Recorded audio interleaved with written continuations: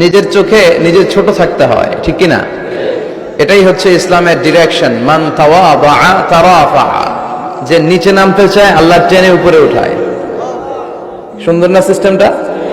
আর যে উপরে উঠতে চায় অহংকার করে, তারে নিচে নামিয়ে দেয় কে? সাইয়েদনা আদম আলাইহিস সালাম বিনয়ী ছিলেন। ওনাকে সৃষ্টি করার পরে আল্লাহ বললেন, ইয়া আদম সাল্লিম আলা উলাইকান নাফর, আদম এই যে ফেরেশতারা বসা, সালাম দাও। আদম বলেন না, আমি সালাম দিব কেন, আমারে দেয় না কেন? অনেক মুরব্বী আছে বলে, আমি দিব কেন, তোরা আমারে দিবি। এরকম আছে না নাই? না, সালাম সবাই সবাইকে দিবে। তো সাইয়েদনা আদমকে সৃষ্টি করার পরে আল্লাহ বললেন, আদম সাল্লিম আলা উলাইকান নাফর, বুখারীর বর্ণনা, ফেরেশতাদের এই দলটাকে তুমি সালাম দাও। সাইয়েদনা আদম আলাইহিস সালাম অহংকার করেন নাই। তিনি বলেন নাই যে কেন দিব, ফেরেশতারে বলেন না আমারে দিতে, এটা বলছে না, উনি সালাম দিলেন। ফলে ওনার অন্তর থেকে অহংকার মুক্ত করে দিল কে? আল্লাহ।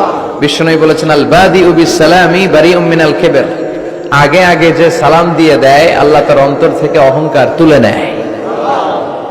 মান কানা ফি কলবিহি হাববাতু খারদাল মিনাল কিবর লা ইয়াদখুলুল জান্নাতা আবাদা, যার অন্তরে যাররা পরিমাণ অহংকারের ছিটে ফোঁটা থাকে সে আল্লাহর জান্নাতে ঢুকতে পারবে না।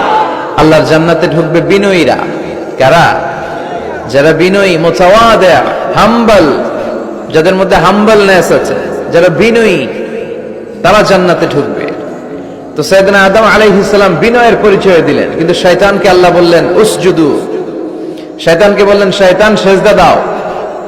ফেরেশতাদেরকে যখন অর্ডার করেছে সেজদা দাও, শয়তান বলল আল্লাহ আমি সেজদা দিব না, অহংকার করলো। সে নিজে নিজে উপরে উঠতে চাইলো। সে বলল খলাকতানি মিন নার ওয়া খলাকতাহু মিন তিন, আপনি আমাকে বানিয়েছেন আগুন দিয়ে, আগুনের ধর্ম উপরের দিকে ওঠা, আগুন জ্বালিয়ে দিলে লেলিহান শিখা কই যায়? উপরে যায়। ওয়া খলাকতাহু মিন তিন, আর আদমকে বানিয়েছেন আপনি মাটি থেকে, তা আমি কেন সেজদা দিব? আদমই না আমারে দিবে। আল্লাহ শয়তানকে চির জাহান্নামী বানিয়ে দিল। চিল্লায় বলেন ঠিক কিনা? আর বিনয়ের কারণে আদমকে আল্লাহ বানালেন আশরাফুল মাখলুকাত। কি বানালেন? সৃষ্টির সেরা। এজন্য নূরের ফেরেশতারাও সাইয়েদনা আদমকে সেজদা দিতে বাধ্য হয়েছে। চিল্লায় বলেন ঠিক কিনা?